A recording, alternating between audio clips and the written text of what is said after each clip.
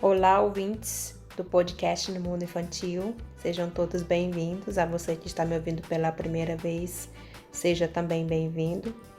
Hoje nós vamos dar continuidade ao nosso assunto. Nós encerramos o podcast passado falando sobre a memória implícita. Vocês lembram daquele exemplo da criança que foi para o balé e que ela associou, a mãe dela deu um chiclete para ela e ela associou, ela fez a conexão do balé com o chiclete na memória dela. Ela criou um modelo ali naquele momento através do que aconteceu no passado. Então, um outro exemplo simples, falando sobre essa conexão que registra no cérebro. Se você, por exemplo, abraça uma criança de 1 ano de idade, toda tarde, quando você chega em casa do trabalho, você vai perceber que essa criança, ela vai ter um modelo interno dentro dela e ela vai entender ou ela vai associar que toda vez que você chega em casa, aquele ato de chegar em casa naquela hora, ela vai associar que ela vai ter um abraço. O cérebro dela vai fazer essa conexão. E isso é por causa da memória implícita. O cérebro programa para reagir daquela forma. A sua criança ou essa criança, ela vai para a porta e ela vai esperar um abraço daquele adulto ou um abraço seu. Tem criança que às vezes só de ouvir o barulho do carro ou de ver o adulto chegando em casa através da janela, já corre e aí quando abre a porta, a primeira atitude da criança é levantar os braços, porque ela já registrou na memória dela que aquele momento, quando o adulto chega em casa, ela já vai receber o abraço. Isso é uma atitude implícita, já está registrado no cérebro dela. Então, quando a criança fica mais velha, tem mais idade, essa programação vai continuar, essa programação implícita, mas com um comportamento mais complexo.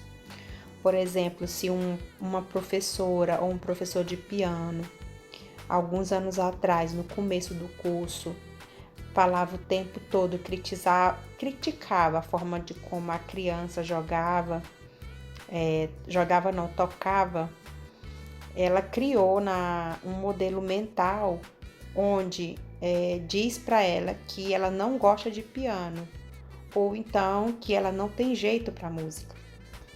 Se a gente for aprofundar mais um pouco sobre essa questão da mente, do cérebro, do registro, tem uma versão mais extrema, segundo os autores, que é quando acontece o caso da síndrome do estresse pós-traumático, simbolizado como PTSD. Essa é uma memória implícita que acontece quando acontece uma situação muito assustadora, muito pavoroso, que é registrado no cérebro. Por exemplo, pode ser um som, pode ser uma foto, pode ser algo muito simples, mas que desencadeia na memória e acontece então esse estresse, essa síndrome, sem que a pessoa saiba, sem que a pessoa precise ir atrás da memória, ela já está lá registrada e ela vai acontecer, ela vai ser externada. Essa memória implícita, na base dela, ela é um processo evolucionário que faz com que a gente se sinta seguro e fora de perigo.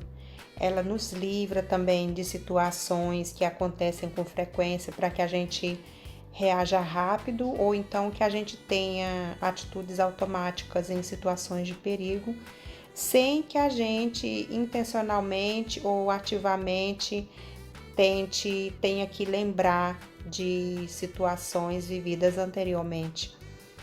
Tudo que isso quer dizer para nós como pais, como cuidadores, é que nas situações quando a criança reage de uma forma irracional, a gente tem que pensar sobre o que essa memória implícita criou na criança. que tipo de modelo que foi criado para que a gente possa ajudar essa criança. E foi isso que aconteceu com o Yuel, porque eu falei no podcast passado. O Yuel, ele foi para a aula de natação e ele não queria mais continuar aquela aula de natação. E agora nós vamos saber o porquê, porque a Tina vai conversar com ele. Se vocês não lembram, o Yuel, ele tem 7 anos. E a mãe dele, quando foi colocar ele na cama, ela começou a conversar com ele, né? Ela perguntou para ele, né? Você pode dizer para mim o que está acontecendo quando você pensa em nadar? Aí o Yuel responde, eu não sei, mamãe.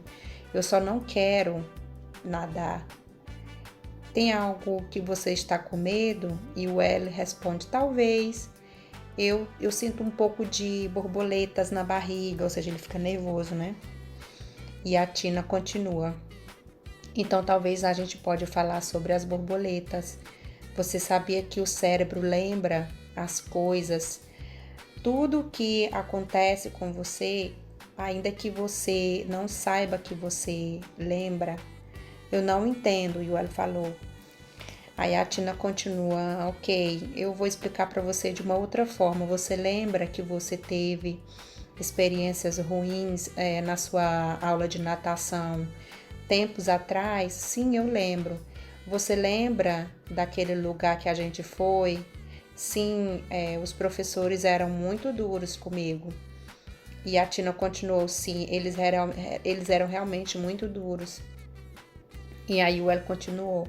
Eles falaram que eu tinha que pular daquela a barrinha, né, que a criança tem que pular.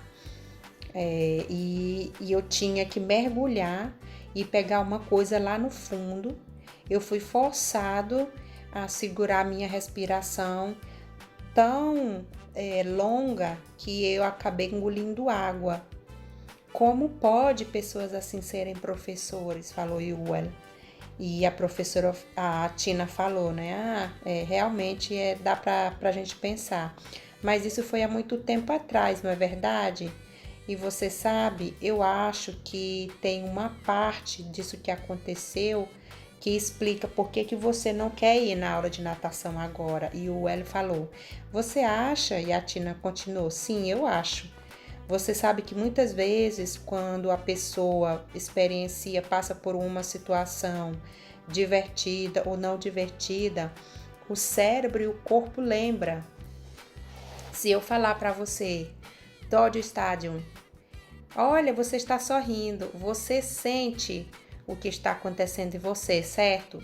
O que o seu cérebro e o seu corpo está falando para você, como é que você está se sentindo? E o Will continua, tá sendo assim diferente, a sensação diferente. Sim, eu estou vendo em você. E você pode sentir as borboletas na sua barriga agora? E o Will fala, não estou sentindo nada. Ok, e se eu disser aula de natação, como é que você está se sentindo? Diferente? E o Will confirma, sim. E as borboletas vêm de volta? E o Hélio responde, sim, eu não quero ir para a aula de natação. E aí a Tina continua falando, né? O cérebro é fantástico. Uma parte das coisas que o nosso cérebro faz é que a gente se sinta seguro e tenha certeza daquilo que a gente vai fazer. Você sabe que o cérebro, ele olha as coisas o tempo todo e diz, isso é bom, isso é ruim. Então, quando eu falo para você, Dodge Estádio, o seu cérebro diz para você, legal, a gente vai lá. Dodge Estádio, gente, eu acredito que é um tipo de time de futebol ou algum campeonato. Esse é um lugar legal, mas quando eu falo aula de natação, o seu cérebro diz, ideia ruim, não vá lá. E o El fala, exatamente. E a Tina continua. É muito divertido quando eu falo Dodge Estádio, porque se você se divertiu lá. Você talvez não lembra todos os detalhes do jogo, mas você ainda tem um bom sentimento no corpo. Então, gente, a Tina, ela começou a trabalhar esse sentimento de que o El não queria ir para a aula de natação por causa de uma situação que aconteceu. E ela começou a introduzir esse assunto explicando para o Yuel que a memória pode afetar a gente sem que a gente seja consciente sobre algo que veio do passado. Então, o Yuel ele estava preocupado por causa do Simiskula, e o pior problema disso tudo é que ele não tinha ideia sobre e o porquê que ele estava preocupado. Ele só sabia que ele não queria ir, mas quando a Tina explicou para ele de onde vem esse sentimento, o Yuel começou a ficar consciente e começou a tomar o controle da situação, do que estava acontecendo no cérebro dele. Ele começou a entender aquilo que ele estava sentindo no corpo dele de uma forma diferente. Então a Tina continua a conversa e ela introduz algumas ferramentas para que o Yuel possa usar toda vez que ele se sentir preocupado ou com medo na hora da aula de natação dele. Inclusive o autor fala aqui que nessas ferramentas a gente vai falar mais na frente. Então a Tina continua, ok, você sabe que a razão de que você sinta medo é por causa de algo que aconteceu no passado. Aí o Yuel fala, ok, sim, eu acho que sim. E a Tina, mas você está mais velha agora e tem mais sabedoria. E agora você pode pensar sobre nadar de uma forma diferente. Ela continua falando, né? Uma coisa importante é que você pense em tudo o que a natação proporcionou para você quando você fez da outra vez. Tudo aquele que era divertido e interessante. Você lembra agora de algo que era divertido no curso? Aí ela falou, sim, quando a Kim, que é o amigo ou a amiga dele, né? E eu nadamos na semana passada. Sim, muito bom, diz a Tina. E você pode falar com seu cérebro. Como assim? Pergunta Yuel. E a Tina responde, sim, eu tô falando sério. É exatamente isso que você pode fazer. É o melhor que você pode fazer para o seu cérebro. Você pode dizer para o seu cérebro, obrigado, cérebro, porque você está tentando me proteger e me fazendo me sentir mais seguro, mas eu não preciso ter medo de nadar, não mais. Essa é uma escola de natação nova, com um novo professor, uma nova piscina, e eu sou um novo aluno que já pode nadar. Então, ouça, cérebro, eu não vou mais me importar com as borboletas que eu sinto na minha barriga, e eu vou também respirar devagarzinho. E eu vou focar no que é divertido na natação. E aí a Tina pergunta para ele, você acha que é um pouco diferente conversar com o seu cérebro desta forma? Aí o El fala, sim, um pouquinho. E a Tina pergunta para ele, eu sei, é um pouco diferente a situação, mas você acredita que isso vai funcionar? O que faz você pensar que o seu cérebro e o seu corpo pode se acalmar para que você se sinta mais seguro e que você se divirta na aula de natação? O que você diria para o seu cérebro ficar calado? Aí ele continua, isso aconteceu na escola de natação passada, há muito tempo atrás. Agora é uma nova aula de natação e eu gosto realmente de nadar. E a Tina continua então a conversa, né? Ok, que legal. Agora eu acho que a gente vai fazer mais uma coisa. O que você poderia fazer ou dizer para o seu cérebro se você começar a se sentir preocupado de novo quando você vier para a aula de natação? A gente pode achar algum tipo de código de senha que você lembra esse sentimento que você sentiu antes? Ah, eu não sei. Talvez esmagar as borboletas? Falou o Yuel. Aí a Tina continua. As borboletas vêm de lá do que aconteceu antes e você não precisa ter elas na barriga. Não é verdade? O Yuel falou. Com certeza. Aí a Tina, isso eu estou gostando de ver. Você vai se sentir melhor se você sorrir para elas. Mas a gente não pode achar uma senha que não seja violenta. A gente não pode procurar por algo que seja violenta. O que você acha da gente libertar as borboletas? Não, eu gosto de matar as borboletas. Ok, então você vai matar as borboletas. Então, o que a gente pode observar nesse diálogo é que o mais importante é que a Tina trouxe para o Yuel aquela sensação e o pensamento para que ele descobrisse de onde, por que ele não queria nadar, a preocupação do Yuel. Ela usou a história para ajudar, trazer para fora essa memória dele implícita, que era algo que aconteceu no passado dele, que estava lá registrado, que tinha um significado e que estava afetando ele com um poder escondido, né? E quando essa memória implícita dele sobre aquela situação que aconteceu no passado veio à tona, eles trouxeram para a luz, o Yuel podia com facilidade tomar conta daquele sentimento que ele estava sentindo. E isto foi o desencadear da situação, a evolução. Ele trouxe da memória dele implícita para a memória explícita. Ou seja, ele integrou a memória dele, o poder que tinha dentro dele com o entendimento, e aí trouxe para a memória explícita dele, apresentando uma alternativa. A memória implícita, ela é geralmente positiva e ela sempre trabalha para o melhor da gente. Se, por exemplo, a gente se sente sempre amado, a gente vai sempre esperar que venha o amor para perto da gente, das pessoas mais próximas da gente. Por exemplo, também, se a gente espera, toda vez que a gente se machuca ou que acontece algum problema com a gente, que os nossos pais nos dê esse suporte, esse apoio, é porque a gente guardou dentro da gente essa memória implícita do nosso cérebro. Mas essa memória implícita, ela pode ser também negativa. Se, por exemplo, a gente revive sempre, várias vezes, a mesma experiência, ou como, por exemplo, quando os pais, a gente como pai, como cuidador, se a gente fica irritado com muita frequência, ou se a gente não demonstrou interesse diante daquela dor e daquela situação.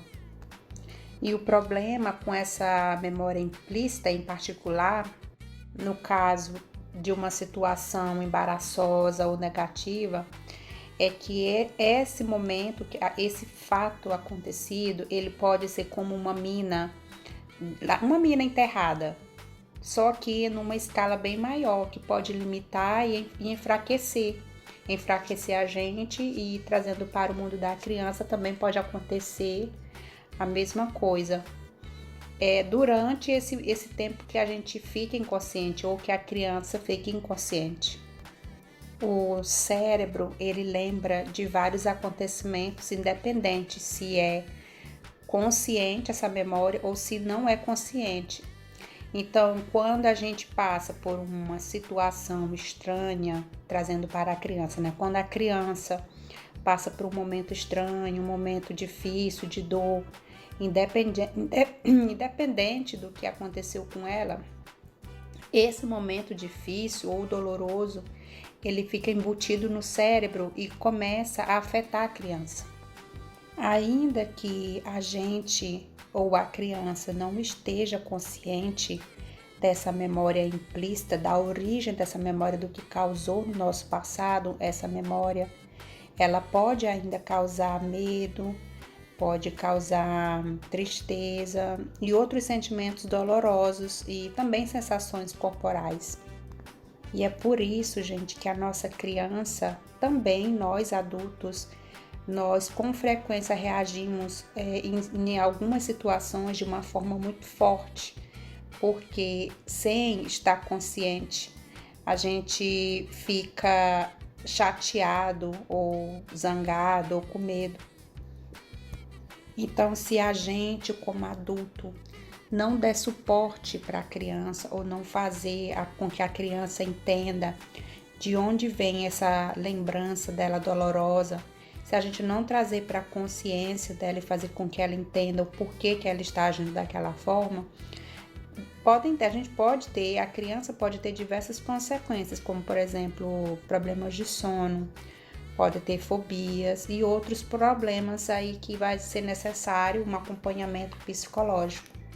Então, o que a gente pode fazer para ajudar a nossa criança quando ela está passando por esse momento de dor, quando ela de alguma forma está se comportando de uma forma que a gente não sabe o porquê, a melhor forma é que a gente traga para a luz a consciência dessa memória que está lá no cérebro dela registrado, trazer ela para a memória explícita, que no caso a criança ela vai ficar consciente e ela vai de alguma forma colocar em uma forma mais significativa.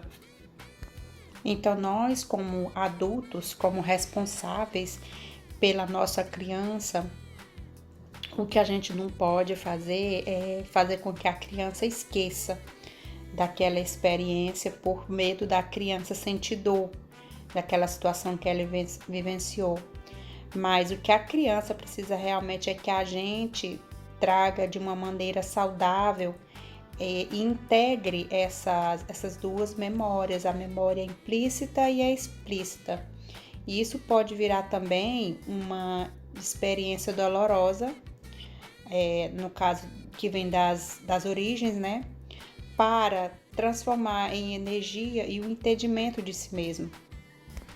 Tem uma parte do nosso cérebro que tem uma missão que é de fazer essa integração, esse trabalho em conjunto de equipe entre a memória implícita e a memória explícita, para que a gente entenda o mundo e entenda a gente mesmo.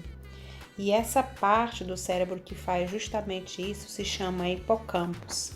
Se vocês forem pesquisar na internet, o hipocampus ele é como se fosse um canal, ele fica totalmente ligado ali à amígdala. E teve um podcast que eu falei sobre a amígdala, que a amígdala ela é o termômetro dos nossos sentimentos.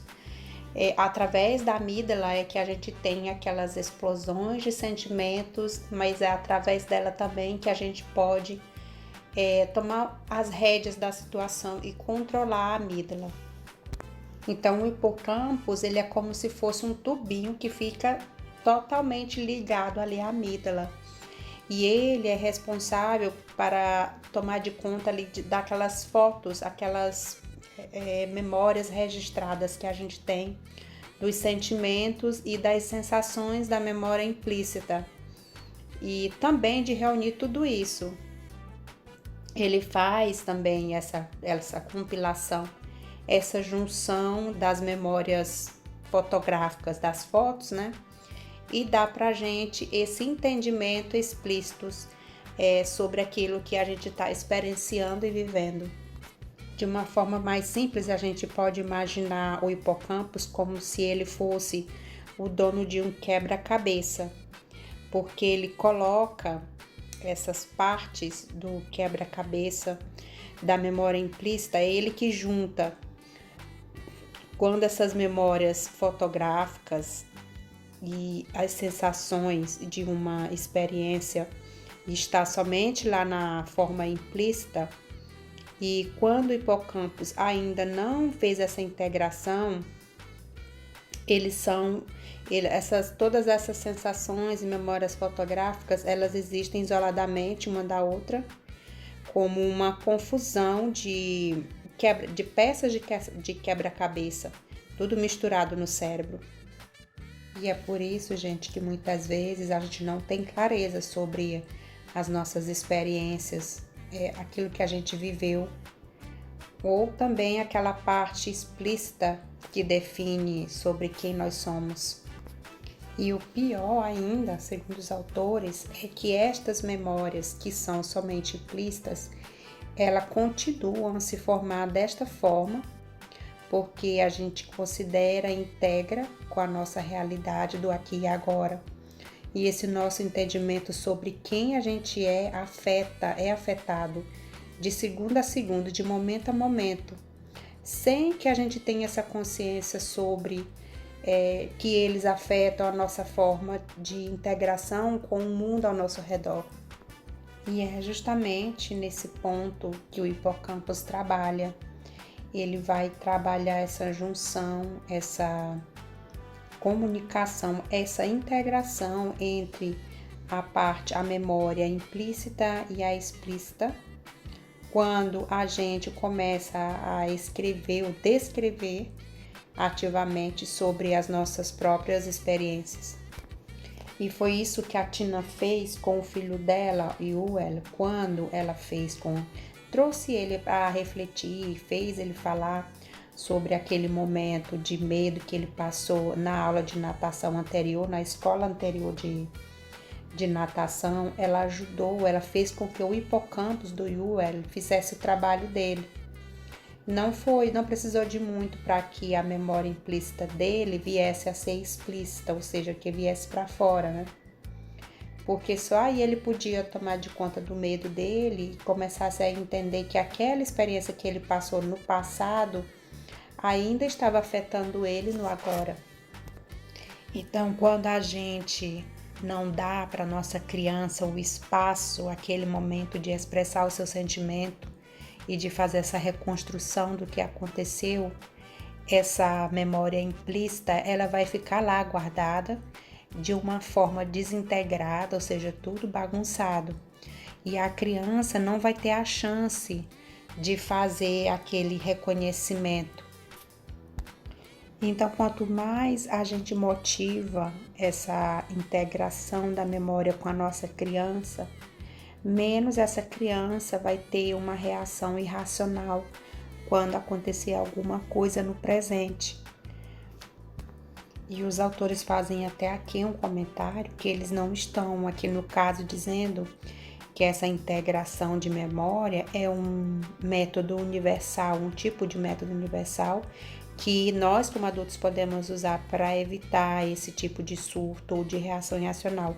O que eles estão querendo dizer é que essa é uma ferramenta de muito poder para que essas experiências, difíceis experiências do passado, possam ser manuseadas e que a gente, como adulto, a gente vai ser agradecido depois que a gente sentir que na próxima vez que a criança perde a razão, perde esse conceito, a gente vai entender o porquê e a gente vai procurar uma alternativa de ajudar essa criança a trazer o acontecimento que está lá na forma implícita registrada no cérebro para a forma explícita.